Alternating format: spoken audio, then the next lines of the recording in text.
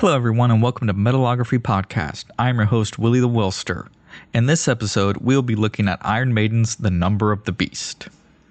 So, Iron Maiden were pioneers of the new wave of British heavy metal movement, and I've been a fan of them after listening to some of their songs on the radio. And I can't remember if Run to the Hills or The Trooper may have been one of the first Iron Maiden songs I ever heard, or maybe even one of the videos I saw on Headbangers Ball. When I was really getting into heavy metal, Iron Maiden was a band that I knew I had a lot of catching up to do. I had heard of Iron Maiden, but I just was not very familiar with maybe their music or their albums, to say the least. I knew they had their mascot, Eddie, who was kind of their, like I said, their mascot. This like skeleton guy who had hair, and they would always kind of have him in different costumes based on whatever maybe the album's theme was, or in the videos. I know he was a huge stage prop for a lot of their big concerts that they did. They did have a very successful run of albums throughout the 80s that I knew I missed out on due to me not really getting into metal until later. So to me, Iron Maiden was just, I knew them as a heavy metal band and I wanted to check them out more. And to me, because I was so new and young in heavy metal, I always thought Bruce Dickinson was the original singer. And it was not until I really listened to more of Maiden's older stuff that I learned that that was not true. The Number of the Beast was actually the first album that Bruce sang on. And for me, Bruce will always kind of be the singer for Iron Maiden. Now, I know a ton of people will argue differently and say that Paul Di'Anno will always be the singer for Iron Maiden. And he definitely had his own style when he was with Iron Maiden. But most of Iron Maiden's success really came after Bruce joined the band. Their albums sold a lot more. They had these grand stages that they'd put on when they tour. And I mean, these sold out arenas that were huge.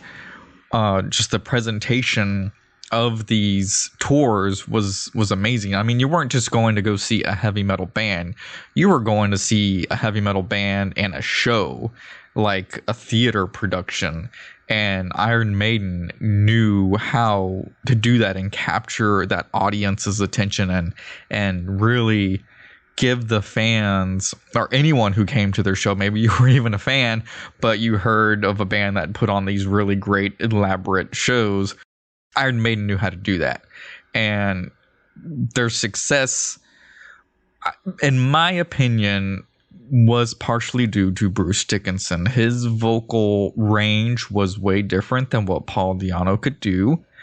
And the bassist, Steve Harris, who is pretty much like the founder of Iron Maiden, felt that Bruce could do the type of vocals and the type of changes that he was looking to do with Iron Maiden that you really kind of start to hear a little bit on this album. There are a few songs on this album where you can kind of tell that Iron Maiden was maybe either experimenting with some sounds or maybe some type of movements that, in my opinion, later on would become signature to Iron Maiden and what I would be familiar when I would hear Iron Maiden. It's like, oh yeah, that sounds like an Iron Maiden song because that's just the way they sound.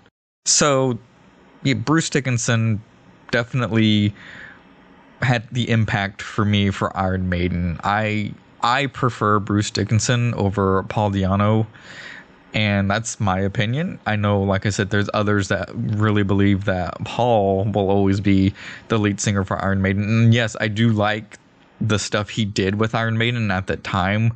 The two early albums that Iron Maiden did were great, and I love some of the songs off those albums because they had their own sound that was really appealing to me.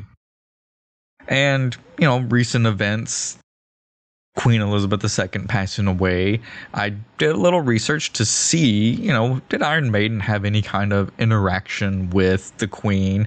And there is a really cool YouTube video of Bruce Dickinson talking about the first time he met the Queen. Pretty funny story. Of course, he's in this room with all these other people, and he's kind of a little bit out of place because he's the lead singer of a heavy metal band. And, most people may not know what heavy metal is. So he tells the story of how he introduced himself to the Queen and everything. Go on YouTube, look it up. It's pretty funny, pretty fun to watch. I think it's like 3-5 minutes long. So it's a really short clip of him talking about how he met the Queen for the first time. Okay, so according to a chat I had with Abraham Lincoln on the internet, this album came out on March 22nd, 1982, and this was the band's third studio album and the first album to feature the new vocalist Bruce Dickinson, as I mentioned earlier. It was also the last album to feature their drummer Clive Burr. The album was a huge success, to say the least. Rolling Stone magazine ranked it number 4 on their 2017 list of 100 greatest metal albums of all time. The album peaked at number 33 on the Billboard 200 charts. The New York Times reported that by the end of December 2021, almost 20 million copies of this album have sold worldwide. And since they are from the UK, it was their first album to top the UK charts, entering in at number 1.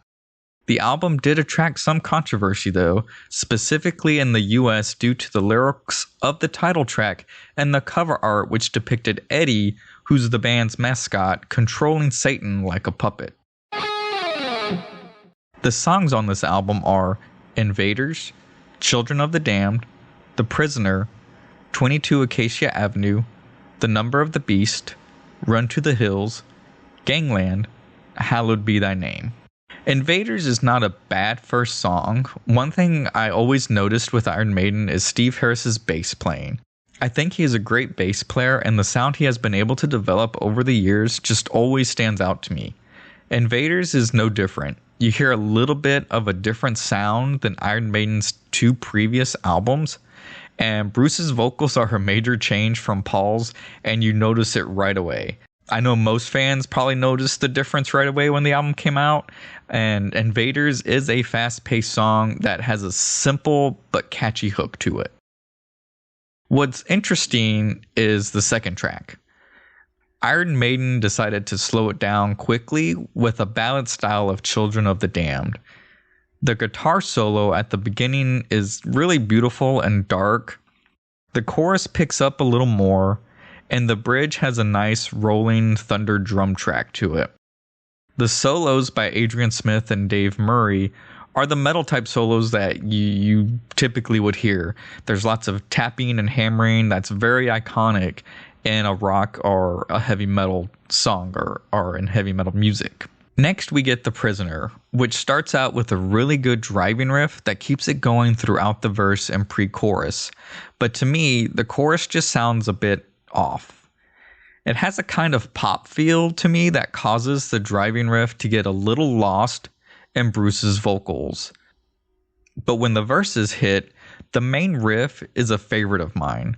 The bridge and solo have a more epic feel to them, and the bass line gives a sound that will definitely be more familiar in the albums to come. Like I mentioned earlier, you kind of hear a little bit of the changes that Iron Maiden is experimenting with or kind of going in that direction. And I think The Prisoner is the first song we kind of get that feel or get that kind of peek behind the curtain as to what they're thinking of doing. When I listen to The Prisoner, it sometimes I forget that this was off of the Number of the Beast album when they were kind of starting that change, because it just sounds to me like an old, just classic Iron Maiden song. 22 Acacia Avenue is an epic sounding song with a couple of time changes between the main verses and bridge. To me, this song has the classic Iron Maiden sound as well that I first heard when I was getting familiar with them. Seeing that this song is on the first album Bruce sang on, I can see the different direction the band wanted to go in, and it would prove to be very successful for them. Again, that change, you kind of hear it again in this song, that they're doing something different that the last two albums just their first two albums just didn't quite have. I know I had mentioned earlier that Steve Harris wanted to experiment and kind of change what he was writing and maybe have what he's called a more complex writing style. And you can kind of see that that's what they were working on. Now we are at the title track, The Number of the Beast. It starts out with a reading from a verse from the book of Revelations about the beast and what his number is. Then the fun guitar intro. So I always loved how the guitars began the song with the vocals, and then we hear one of Bruce's famous screams that he's known for. And me personally, I really liked Bruce's screams. There's several songs that Iron Maiden does where Bruce just kind of has that haunting high scream that it doesn't sound... One, it doesn't sound out of place with the music, and two, it doesn't sound like he is hitting an octave or anything that's out of range, and it hurts the ears, or you can tell it just didn't fit. He could nail the pitch on those screams that just added a very haunting layer to the song. I loved him. I know there's a few people that one of the biggest hangups they had about Bruce was his screaming and the screams he would do. They're like, I just can't get past that. He screams and I don't like the screams he does. It annoys me. I liked him and I thought they were amazing. And to me, that's one of the things I always think of when I hear Iron Maiden is I hear Bruce Dickinson doing one of his iconic screams. So kind of going back to this track, The Number of the Beast, then the whole band comes in and this song really shows what Iron Maiden is about. The song is fast and the lyrics are dark.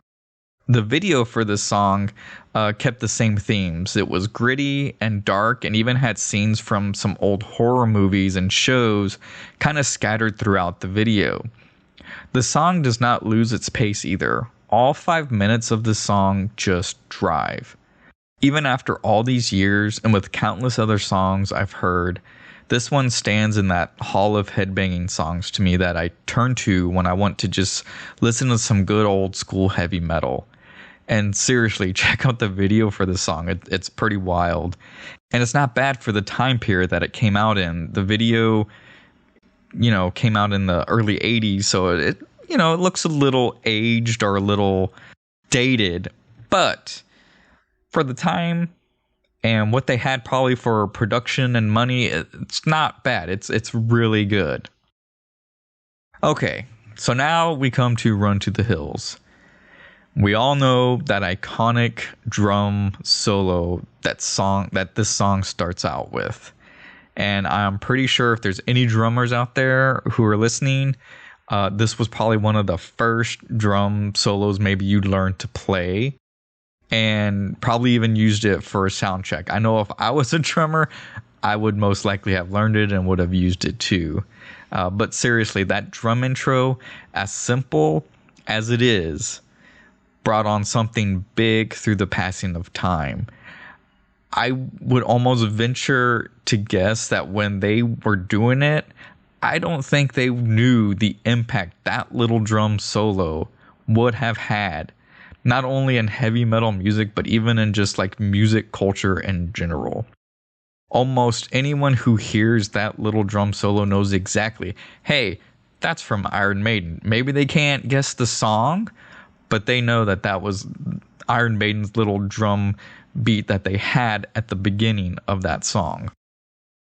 And then we get the awesome guitar medley that, again, probably most guitarists learned this lick and used it whenever they could.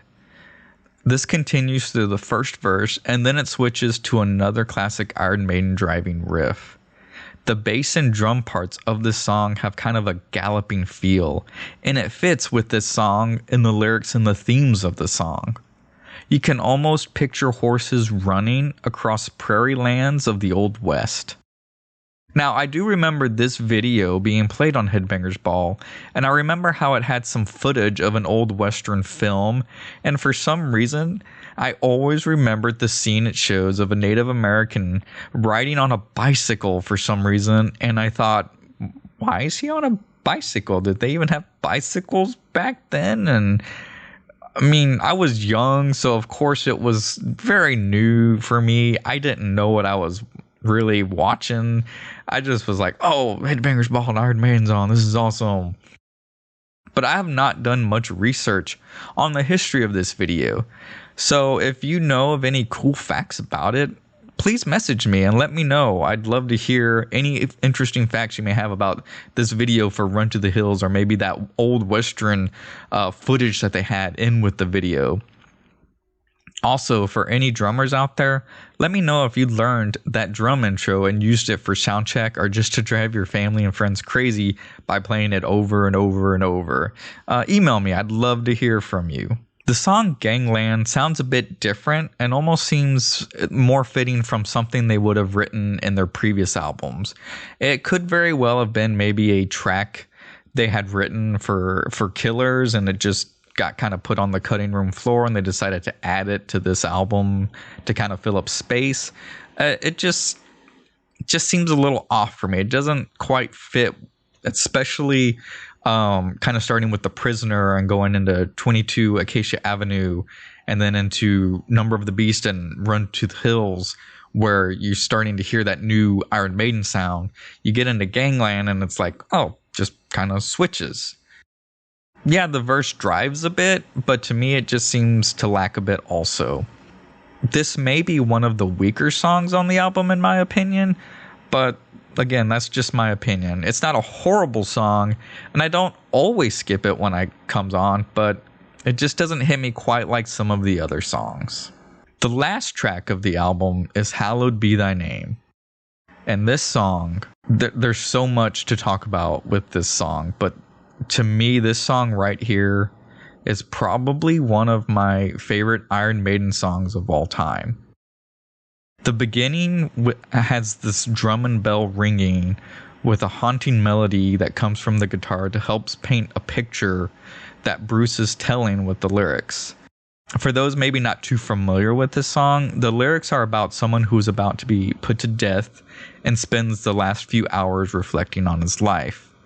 The themes of this song really show how Iron Maiden started to focus on a more fantasy and epic ideas, and this will really show in later albums. There's several albums that I'm sure most of y'all are familiar with that really kind of encapsulate that fantasy and maybe that mythological ideas. The melodic hook that the guitars play is amazing to me and almost has a classical sound to them. And it sounds and feels like a pendulum just swinging, since time is running out for the character of the song. After the second verse, there is a breakdown that is a little new for the band at the time, but with their experimenting with it and making it sound so good, it becomes a staple in a lot of their future songs. I really like the guitars playing this repetitive melody before the bridge and solos. Again, it sounds kind of like a clock, or that time is ticking closer to the end. You just hear it. It's repetitive, just these 3 or 4 little notes that are repetitive going back and forth. It just has that time clicking, clock ticking, something's running out sound, like your time is almost up. And the last half of the song goes through some melodic changes that just sound great. It's very big and epic sounding. The bass and drum provide a fast driving tempo, and the guitars lay some epic sounding melodies as well. And then the final words of the song. Yeah, yeah, yeah, hallowed be thy name. I always felt that the lyrics here were showing how the guy being put to death saw this as just another step in the big realm of things. He is ready to go and just wants to get it over with. And then again, the guitars play that melody that sounds like time is ticking away and leads up to a big rolling finish by the band. So some of my all-time favorite songs also may have a line or some words that just really stick to me for some reason. And this is one of those songs. I always love the line, "'cause at 5 o'clock, they take me to the gallows pole." And I think to me, that line really sums up the story and the theme of the song, and even the themes of future Iron Maiden songs and even albums. This song has also been covered by other heavy metal bands. Some of my favorite versions are by Machine Head and Cradle of Filth. They also did a great cover of it, and it also showed their own style to it that had almost this like horror element to the song. Check those out and let me know what you think about them. So my final review of this album is that it's a good album. I have to say this is not my favorite Iron Maiden album. While I do like most of the songs on it, only 3 really stand out to me and are ones from this album I enjoy going back and listening to. So my question is then, I mentioned earlier that 2017 Rolling Stone ranked it as number 4 of the best heavy metal albums. So why has this album ranked so high on best albums list? That's a good question. At the time this album came out, heavy metal was going through some changes. It had been well over 10 years since the debut of Black Sabbath, and metal was heading towards something new and big, and this album was kind of that nexus point. It was a beginning for Iron Maiden as well.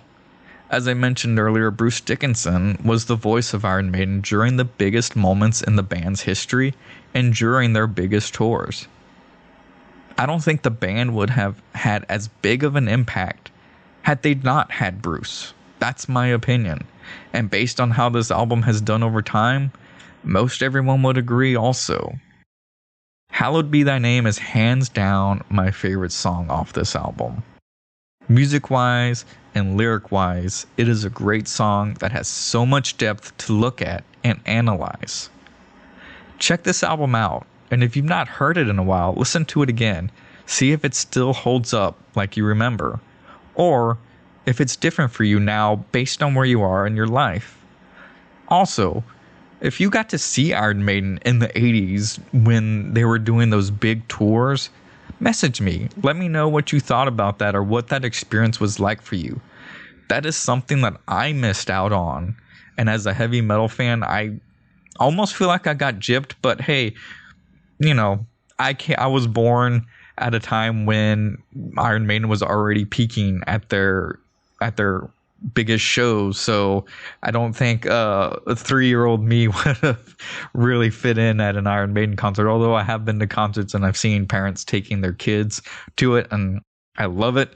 I definitely have some stories to tell of shows like that I will definitely cover in more appropriate episodes. Thanks for joining me. Please let me know what you thought of this album by emailing me at metalographypodcast@gmail.com. Also, let me know of any albums you would like for me to review. Please like and subscribe and follow this podcast and leave a review. This helps to grow the